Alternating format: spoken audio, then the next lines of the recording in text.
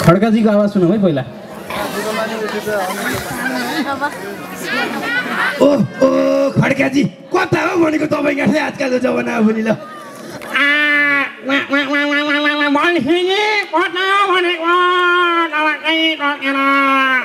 ओ खड्काजी ल म त तपाईँसँगै पल्केर आएको, तपाईँ चाहिँ कता टल्केर आएको?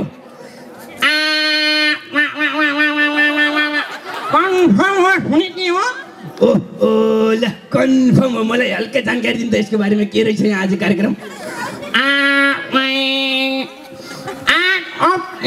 जीवन जिउने कला कलाई छ कलाई कला धेरै उतो कला होइन नि जीवन जिउने को भनेको। एकतार फेरि गाइचा टारी सट्ट जाओस् न यहाँ एकचोटि ल, सबैजनाले हेर्नु छ। कन्फर्म हो नि के हो? कन्फर्म हो कन्फर्म हो ल।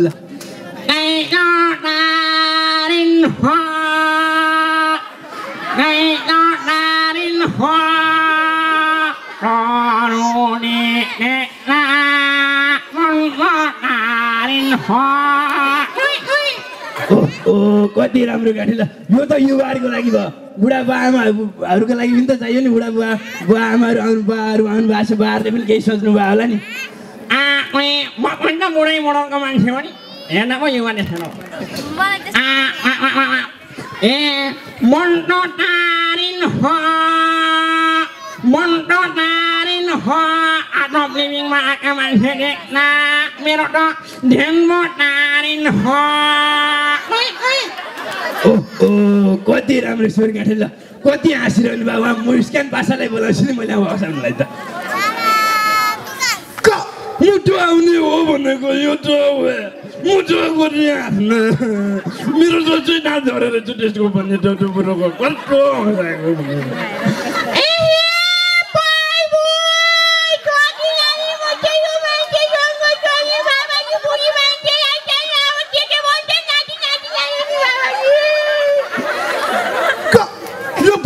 फेरि फटफुटाइहाल्नु भनेको मुटु गरिहाल्नु मुटु हाँसेर भन्ने भयो भने।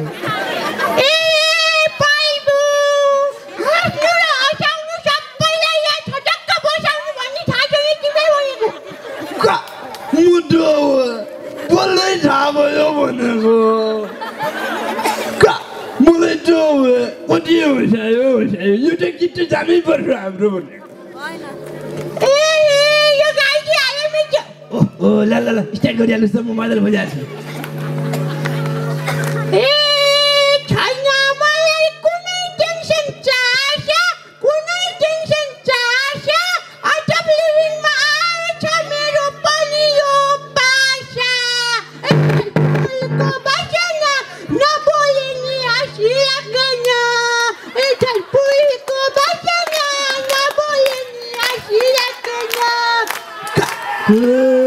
मलाई पनि लागेको चासा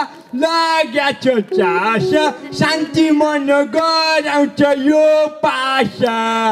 चाहिँ फुलको बासना नबोले नि हाँसिराखन, चाहिँ फुलको बासना नबोले नि हाँसिराखन। कुनै सबैजना लाग्नु छ काममा जीवन जिउनेको नाममा। चाहिँ फुलको बासना नबोले नि हाँसिराखन, चाहिँ फुलको बासना नबोले नि हाँसिराखन। मुटु अब सक्दैन भनेको तिमीलाई जित्नलाई त।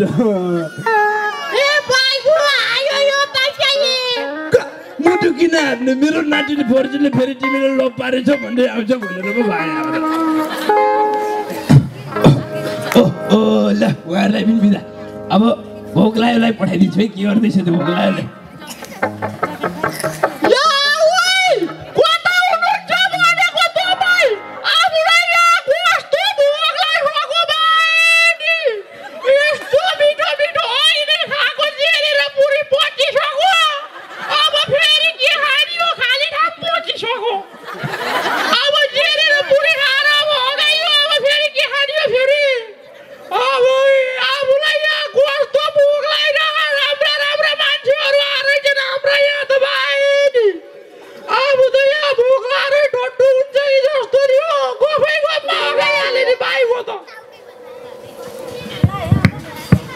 फेरि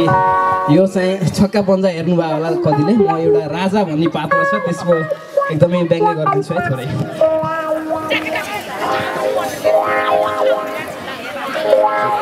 राजा टिभी के अरे टोपी लाउँदैमा चस्मा लाउँदैमा राजा कहाँको राजा के को राजा हामी जस्तो हुनुपर्छ यहाँ सबैको मन जित्ने राजा मनको राजा अब म अन्तिमतिर लगभग मेरो कलाको अब हाम्रा नेताहरूको कतिपय साथीहरूले गरिदिइसक्नु भएको छ र मेरो पनि छोटो प्रस्तुति दिन चाहन्छु आदरणीय नेतावर्गहरू सुरुमा हाम्रा वर्तमान प्रधानमन्त्री कमरेड प्रचण्ड मुनि निश्चित रूपमा भन्दाखेरि मेरो बोली फेरि आउँछ भन्ने म ठम्मैमा पनि छु र मुनि मैले तपाईँहरूलाई मेरो एउटा कुरा जानकारी गराउन चाहन्छु मुनि मेरो एउटा कुरा के हो भने धेरै पत्रकार मित्रहरूले मिसो पनि पाइसक्नु भएको छ होला मुनि मेरो मन्टु घरि यता हल्लिन्छ घरि यसो गर्छ मुनि तँ भनेको अर्थ म बताउन चाहन्छु त्यसको अर्थ के हो भने मुनि घरि यता तान्छ उत्तरले चिनतिर आइज भन्छ घरि नेपालमै बस्नु पर्छ कि भन्छु घरि चाहिँ नि भारतले होइन तुम त हाम्रै भन्छ यतै जान्छ मुनि यही नै हो मेरो तात्पर्य तर म घरि यसो गर्ने कारण फेरि म नेपाली हुँ नेपालमै रहन्छु भन्नु हो मुनि यो कुरालाई चाहिँ ध्यानमा लिनु होला भन्ने मेरो ठम्मै छ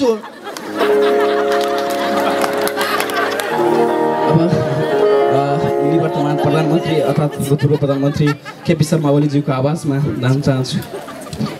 ओइ दा बिराली त आशेर नि कतै मुसा खानलाई अब वर्तमान परिवेशमा हेर्दाखेरि अब कमरेड केपी ओली आजको हिजोको प्रधानमन्त्री फेरि आज नमानी हुन्छु भोलि यो मेरो बोली अब तपाईँहरूलाई धेरै नै थाहा छ होला अब ग्यासबाट तपाईँको चाहिँ नि अब हामीले चाहिँ नि पाइपलाइनबाट ग्यास पुर्याउँछ भन्ने कुराको अर्थ त बुझिसक्नु भयो होला अब सबैजनालाई थाहै छ मकै र भट्टो खाइन्छ टन्न मोहीले अगाइन्छ त्यहाँबाट ग्यास पड्काइन्छ त्यहाँबाट ग्यास सप्लाई भइहाल्छ यो चाहिँ मेरो हास्यास्पद मात्र हो अब शेरबहादुरज्यूमा जान्छु म स्वागत गर्छु खै हामीलाई के भयो चाहिँ नेपालीहरू छु नेपाली खेलाडीहरू चाहिँ म के भन्न चाहन्छु चाहिँ हामी स्वागत स्वीकार के गर्न चाहन्छु चाहिँ हामीले आटम लिभिङ भनेको चाहिँ जीवन जिउने कला हो जीवन जिउने कलामा चाहिँ कला गर्दै जीवनमा जिउँदै जाने कला हुन्छ कतिले कला गर्न भुल्दैन हुन्छ नि कला कति अब ऊ कला म त घर के कला भन्दा हुँदै घर पल्लोतिरको कला पो होइन कि भन्ने जीवन जिउने कला तिमीसँग जिउनु पर्यो भन्ने मेरो नाम जीवन भयो अब कला जीवन र कला मिलेपछि जीवन कला होला भन्ने जीवन जिउने कला होला भनेर सोनी बिहा गरेर भनेको कहाँ मान्छे भन्नै लौ अब बद्री पङ्गेनीज्यूको थोरै आवाज बुझाउन चाहन्छु ससुराली गइरहन्थे दिनका दिन साडी माग्दा सासूले लखेटिन् ससुरालीमा खेलमै दिन बस्यो कान्छी साडीमा सबैजना आउनलाई आइया छ राम्री मलाई नि चाहिया छ ससुरालीमा खेलमै दिन बस्यो कान्छी साडीमा खेलमै दिन बस्यो कान्छी साडीमा धन्यवाद अब फेरि लास्ट अब अन्तिमतिर आइरहेको छु पाँडे बुढो र जिग्रीको मेरी आमोइनी जामने की गोदे छोस्तुने की रोचा गोदा चोबोनी को मलाई दिखाजो लोपारी आलम आप पाँडे बुढो तिमी पो यहाँ आइलोगेको आप सक्के घन्टा हल्का रमाइलो गरेको अवस्था मारे सानमारीमा गइन्छ टुच्च लाइन्छ भन्नलाई हामी चाहिँ शुद्ध शाकाहारी मान्छे हेर्नुहोस् अब मांसाहारी हुँदा पो टन्न लाइन्थ्यो र चिक्क पार आज पहिलाको याद चाहिँ आइरहेको छ कि हाम्रो सुड्डोहरूलाई जसले जति जे भने नि मलाई थाहा छ नि त्यो सुड्डोहरूको व्यथा त सुड्डोहरूको व्यथा हाम्रो सुड्डीहरूलाई पो के थाहा मेरी आमै तँलाई जान्ने यस्तो भन्छ लाजरम छैन तँलाई मारी अब म जस्तो मान्छे भयो ठाउँमा त अलिकति धर्म कर्म गर्न सिक्न जीवन जिउने कला हो नि यार यो त हाम्रो त यार आफै सकेको नि त अब त बिदा बोल्नु पर्ने अवस्था आइसकेको छ त होस् भोटे मारे हामीलाई मात्रै बोल्दिने भने त अरूले त बोल्नै पाउँदैन ओ धन्यवाद अब म अन्तिम बाबुराम भट्टराईको पनि छोटो दिँदै अनि त्यसपछि बिदा हुन्छु है धेरै समय लियो होला होइन होइन हामीले जाने कुनै पनि हालतमा नयाँ शक्तिलाई नयाँ ढङ्गबाट लानु पर्छ भन्ने लागिरह नयाँ भनेको न्यु गरेर शक्ति भनेको चाहिँ अङ्ग्रेजीको डिक्सनरी हेर्नु सबै त म कहाँ भन्न सक्छु र पिएचडी गरेर डाक्टर त हुने अर्को डाक्टर होइन म धन्यवाद यति भन्दै म अब छोटो